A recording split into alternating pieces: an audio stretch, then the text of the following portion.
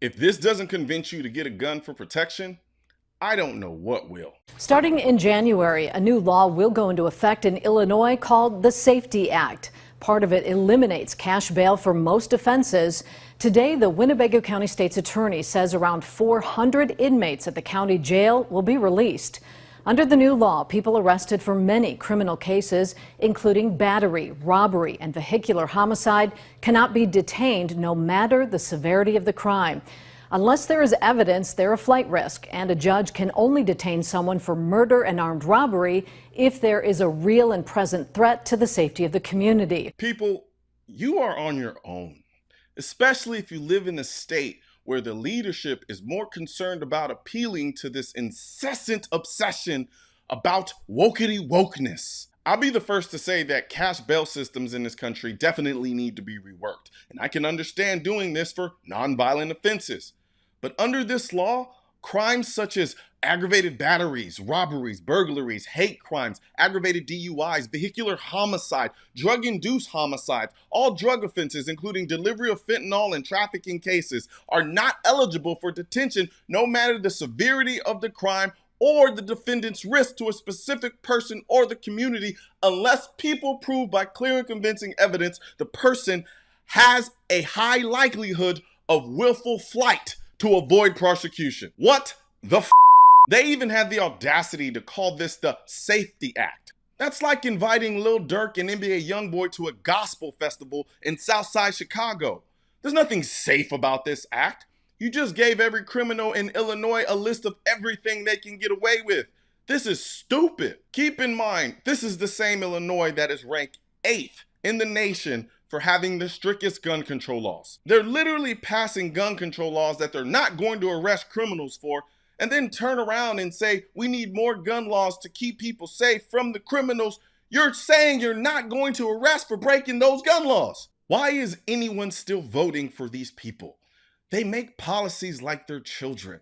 Oh, let's pass this dumbass law so the blacks will like me. Oh, let's pass this silly little law so the Mexicans will like me. But tell them to pass a law like improving the educational system in these communities that teach these kids actual skill sets that they can then go out and make a good living with so that they don't have to actually be out in the streets? Crickets. No, instead, they pass laws that make sure the criminals in these communities stay in these communities, free to walk the streets, wreaking havoc until their next court date. And that's if they bother to show up, because also under this law, judges may no longer issue a warrant when a defendant fails to come to court. Instead, an absent defendant must next be served with a court order asking them again to appear, and then fail to appear a second time before a warrant may be issued. Yo, this is next level stupid, or evil, depending how far down the conspiracy hole you want to go. They coddle criminals by enabling their ability to stay out on the streets, while at the same time making it harder for the law-abiding citizens to exercise their Second Amendment rights. And here's what's really messed up. You're better off being a career criminal habitually breaking gun laws than you are as a law-abiding citizen who decides they're not going to follow unconstitutional gun laws.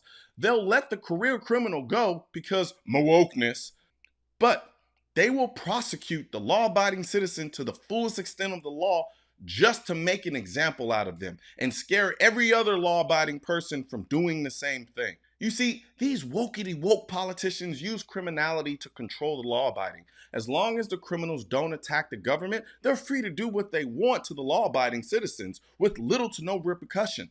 The politicians will say to the law-abiding, see, this is why we need these gun laws, to keep you safe, only to turn around and then embolden the criminals by passing laws like the Safety Act.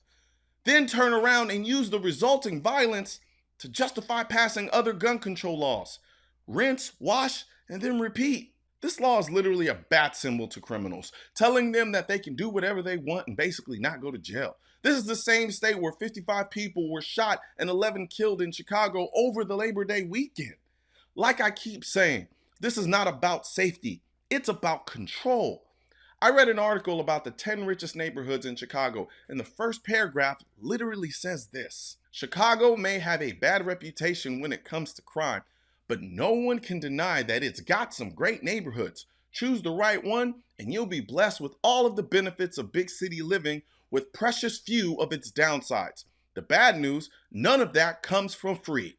What Chicago's best neighborhoods lack in gun crime and drug trafficking, they make up for in huge median home values and a cost of living that'll make your jaw drop. You gotta ask yourself, if they can keep the gun crime and drug trafficking out of these neighborhoods, why don't you think they do the same in the others? I'll tell you why, and it's called control.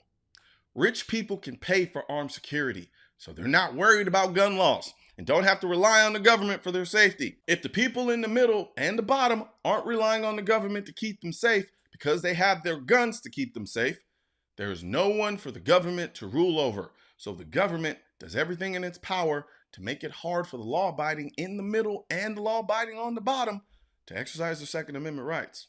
Oh, and I know while you were sitting there taking in all of this awesome information and breakdown, you were also thinking to yourself, dang, where did he get that cool ass hat? Yeah, I know. It is cool, ain't it? Well, it's just your luck. Right now at shop.mrcolionnoir.com, you can get your I Am the Militia patch hats because, like I said multiple times in this video, you are on your own. And the only person you can rely on to keep yourself safe is you. So when it comes down to the militia is you. Because you're the only person that's going to be there when the time comes for you to have to defend your life. You know, we talk a lot about empowerment in this country, except for when it comes to the Second Amendment. However, I can't think of anything more empowering than having the most effective tool to protect you and your family. So help me spread this message by liking and sharing this video with everyone you know. And don't forget to subscribe and leave a comment, because the Second Amendment, when it said militia, it wasn't talking about the government. It was talking about you. Also, if you want to know where to find the I'm the Militia shirt and merchandise, click the I'm the Militia link in the description section of this video. And don't forget to subscribe to the channel, and most importantly, make sure you hit that bell symbol.